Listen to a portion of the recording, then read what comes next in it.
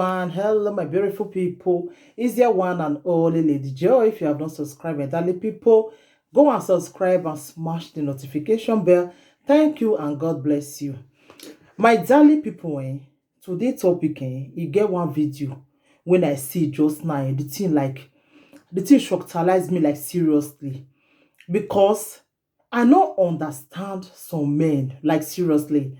I want just use this medium take advise our lady wey be say if they first get pikin before, and they always dey talk am, if you first get pikin before, abeg look man, look ground pull leg, look man before you marry the man, because some men are really wicked, like seriously.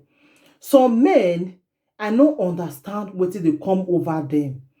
Some men, I don't know whether they feel crazy or me, I no understand. Because you know some men, if you dey date the way you never marry, am, you go dey nice to your pikin wey you fit get. You go dey nice to am.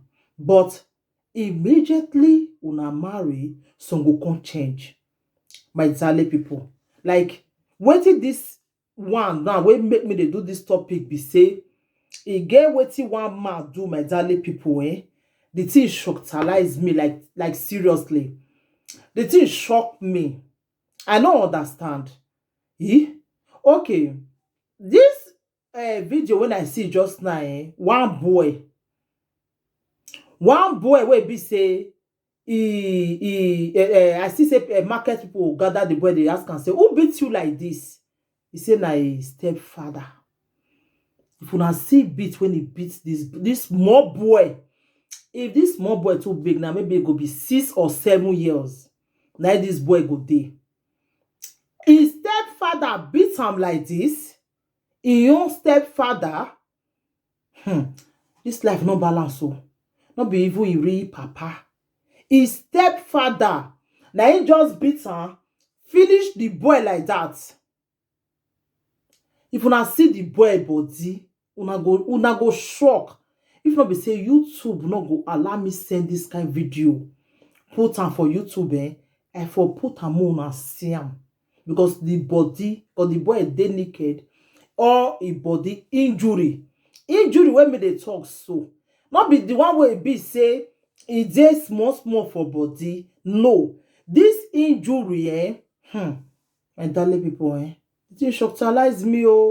Some men, me I no understand una again. I don't know where this word they turn it to again, like seriously. My darling people, this is shockalize me. Some men are really wicked.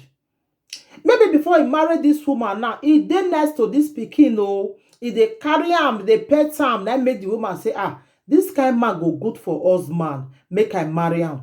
He don't know, say a man will come destroy his home for him.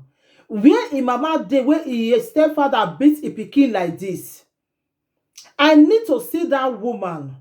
Why you go allow your your husband beat your own son like that? Like seriously? Women, more they look mad before una marry, especially when you first get pikin. You really have to be careful. You really have to be really careful, because you don't know the kind of man where you want to go there with you can't they maltreat your pikin. You don't know the kind of man where you want to go there with, we go come they beat your pikin. We not go like him. You understand? That is why you need to really look before you know what you they get yourself into. You understand? Some men, I don't understand them. How you go beat a human being like this? My darling people, more than list the way they market women, them they ask them. I tell to your body, put knife. When do you do? Now your papa beat it's you not a like knife you use, dead one. Now your real papa beat you like this. Your stepfather. Man, when they marry your mama, they beat you like this. Open your body. See what this stepfather do to you. Turn your back. I'm not going to show her. If I need the video. Remove it. See what they do fancy pikin. See what they do fancy pikin. to arrest. They need to arrest that man. They need to arrest him. Human rights need to get up. Abemona, help me share this video. Human rights need to see this video. What did this man do to this pikin as child abuse? He not supposed to beat this pikin like this. No matter what this pikin go do you. You not supposed, you not see the way people they shout. You not supposed beat that pikin like this. This is wickedness. See he back, eh? He back finish. If you need the video, Mona add me for once and send am for una. Mona see what his stepfather. Let me not be picking like this. It's stepfather. Stepfather, not be picking like this. Stepfather. See him. See him. Put up a WhatsApp. Put up a WhatsApp. Human rights need to see this video. People need to go rescue this small pikin for this man hand. They need to, even in mama, where you dey, where your husband go beat your own son like this. Where you dey? Where you dey? They need to arrest this man. This man not supposed to sleep that house today. They supposed to arrest that man. Because they not supposed to make this man do this kind of thing to this pikin. It's not possible.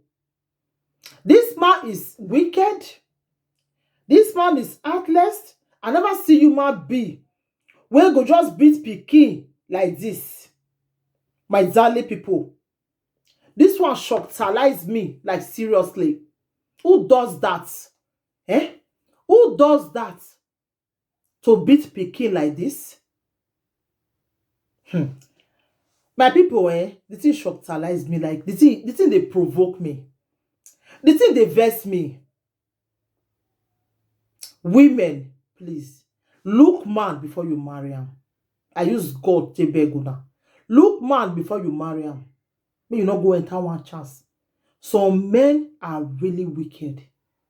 Some men, after you don't marry them finish, now they will come begin to maltreat you. Some men, they wicked, not be small. I feel like crying when I see this video.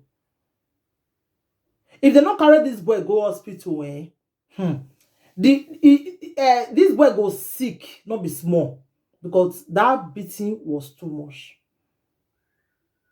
And I understand, my darling people. I don't understand some men, sha. You don't pretend that how the woman life finish. You can't begin to show your talent. You can't show your character, who you really be. You know good. You know good, my darling people. I beg, please share this video. Let this video go viral. Human rights need to see this video. People need to see this video, please. Thank you, my darling people. Take care. Until I come your way next time again, I remain your one and only Lady J. If you have not subscribed, what are you waiting for, my darling people? Go and subscribe and smash the notification bell. Thank you and God bless you. Bye.